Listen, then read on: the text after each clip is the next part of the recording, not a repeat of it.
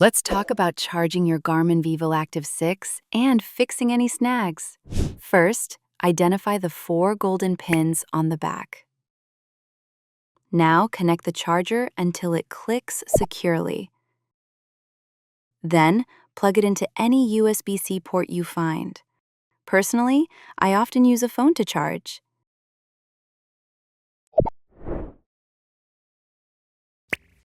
To fix charging issues, start by unplugging your watch completely. Then, perform a force restart by holding the light button. Keep holding that button down for about 20 seconds. Now release and hold it again for about 2 seconds. If it's still not working, plug in and charge for 30 minutes.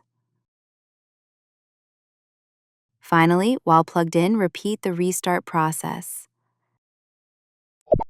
Charging still not working? Try to switch to a different power source like another USB port. Now, use a cotton swab with rubbing alcohol. Clean the watch's pins and blow inside the cable. Subscribe for more useful tips.